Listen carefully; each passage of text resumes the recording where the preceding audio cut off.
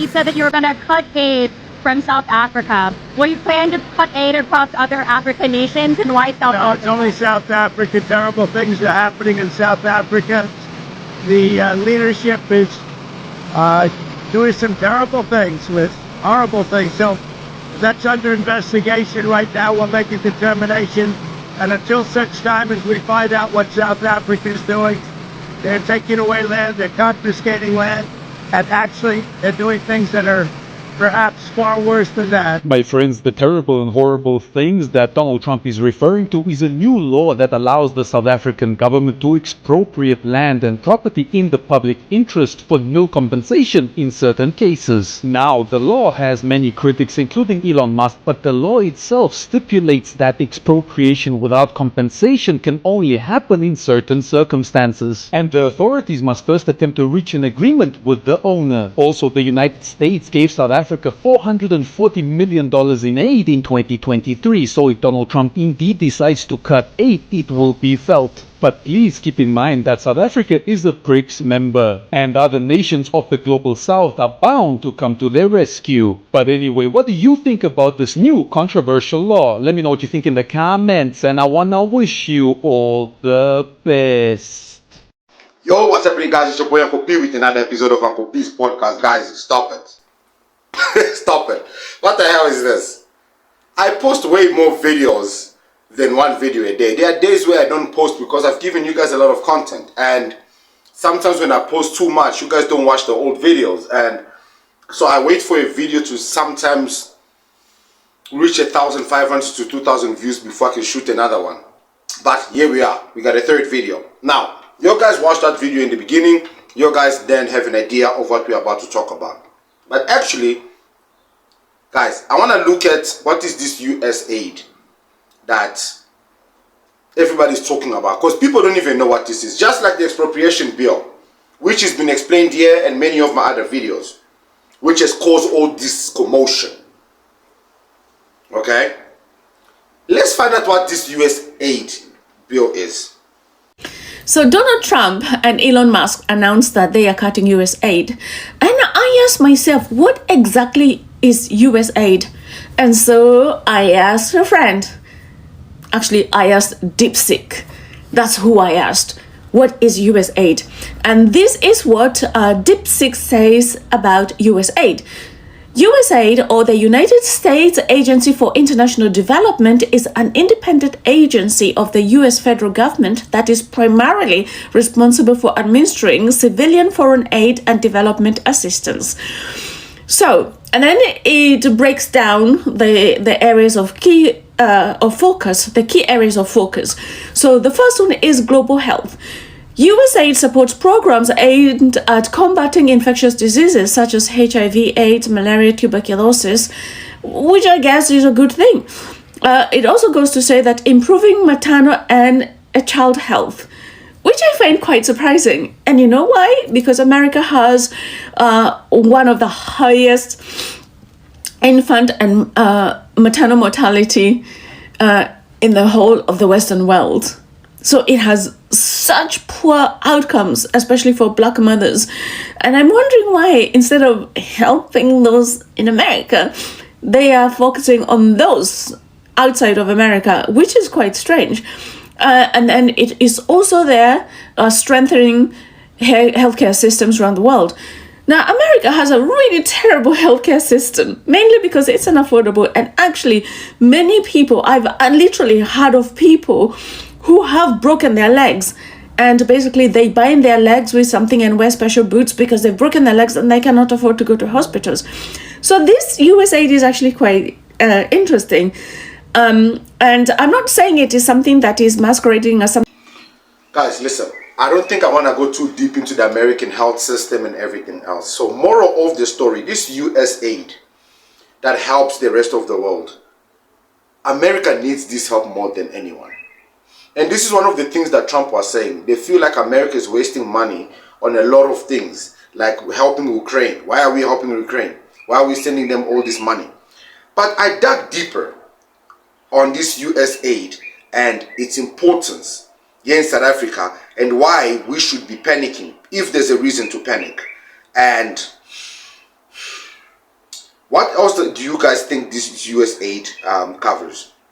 As we all know, Donald Trump has cut US aid to South Africa, but when you scrutinize on what money was spent on what, it's pretty weird. The first thing you see is South African transgender and HIV research. They gave us 30 million rands. Why?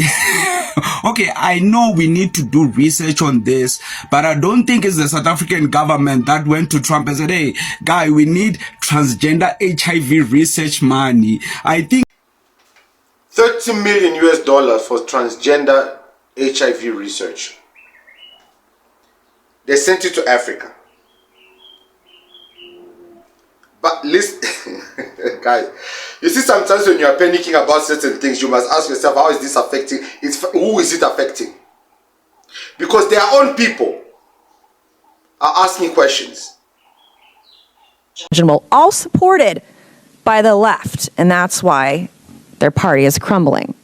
Today, I'm going to expose some of the initiatives USAID has funded over the years and ask each of you a yes or no question. If you believe these expenditures of American taxpayer dollars put America first. So it'll be yes or no. USAID awarded $2 million to strengthen trans-led organizations to deliver gender-affirming health care in Guatemala. So to each of you this morning, does this advance the interests of American citizens paying for trannies in Guatemala to the tune of $2 million? Yes or no? Governor? I have no position. Of course you don't.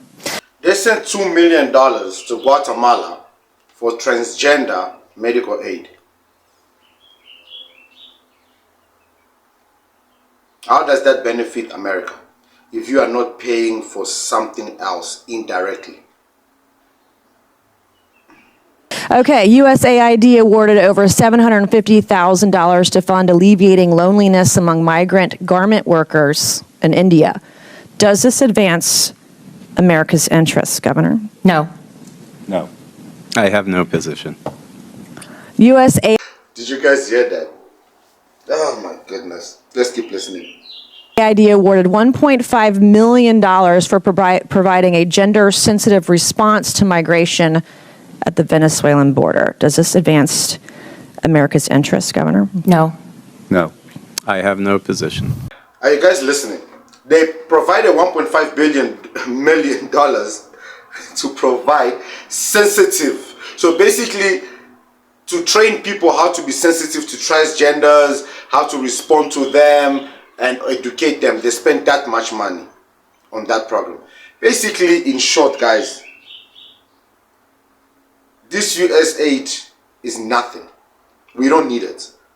We literally don't need it. So South Africans decided, you know what, let's respond to white people. Since white people are calling on Trump and they're saying, Donald Trump, come help us. You know, we're going through this in South Africa. Please come help us. Because everyone is going into panic mode.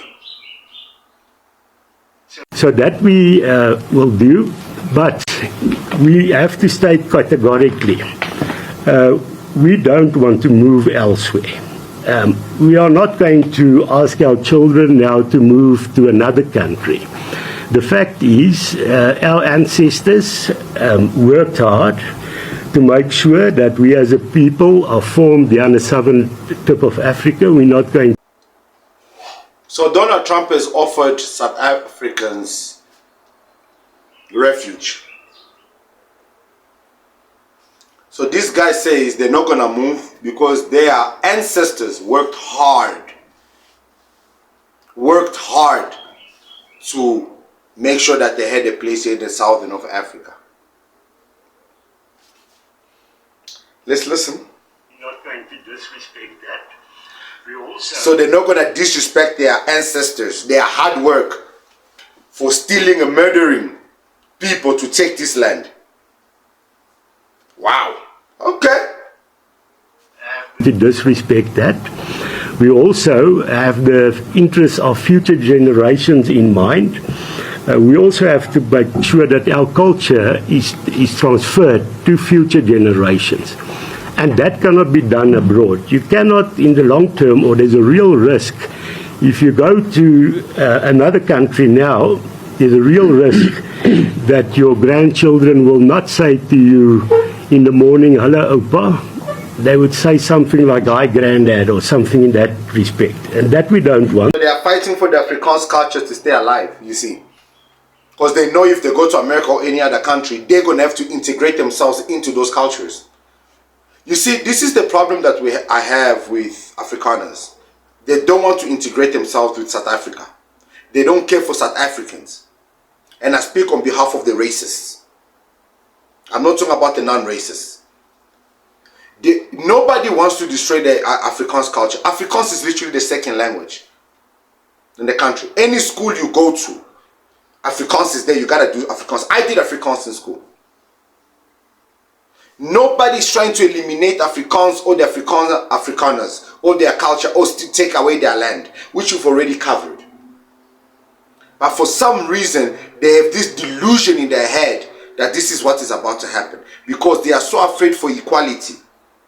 Because their children are no longer being born racist. If you notice, Afrikaans children are dating black men. A lot of them. I mean, my baby mama Afrikaans.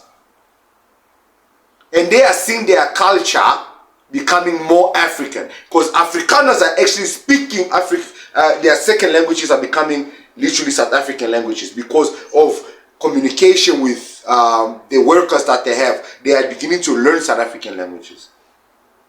So they are realizing that Afrikaans and Afrikaners are becoming Africans, and that is panicking them.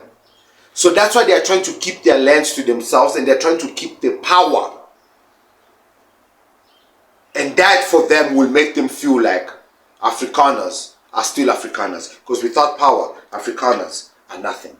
Without being bullies, without being racist, without being the ones that are calling the shots, things can't go right. This is the reality, guys. This is the reality that we're facing here. The USAID is focal to us. We don't need it. So there's nothing for us to panic. And I promise you, America is not going to bring war upon us. That much I can promise you. I got a very funny video at the end of this. I hope you guys enjoy it. I'm your boy Uncle P, and I'll see you guys in the next video. Cheers. USA, USA, USA. Hey dude, what's up? I'm moving to the USA, bro. Okay, why? Because I just got refugee status, son. Okay, don't talk like that, okay? And why did you get refugee status? Because I'm white, bro. Isn't refugee status for people from war-torn countries or like people that just got nowhere else to go? Not me white, you know, like Trump. There's literally thousands of people living in shacks today because of our history and also because of the current government's terrible efforts to take care of the most vulnerable. Do you think they can get refugee status? Are they white? No. Well, too bad. What Daddy Trump says goes. Isn't that racist? I don't know, dude. Ask Elon. Everyone knows he's the real president, huh? Did you check the Time magazine cover? Elon that worked in America as an illegal immigrant. Yeah, the guy that still greets you like this. No, don't do that. So you're moving for real? Yeah, dude, I'm just over this shit place, eh? But I'll see you in December in Plate, at the beach house. Also got tickets for all the Springbok games. And also it's Africa Burn. Those things are expensive, so you better be there with me. So wait, you coming back? Well, duh, I have to come back, dude. I got my Hilux bucky here that I need to service. I'm also repainting the house in Harties. Got the golf tournament in Pinnacle Point. You think Cape Town 10 is gonna be fun without me? So wait, let me just get this straight. You don't have to be a victim of any kind to get this refugee status from Trump. No, dude, aren't you listening to me? You just have to be white.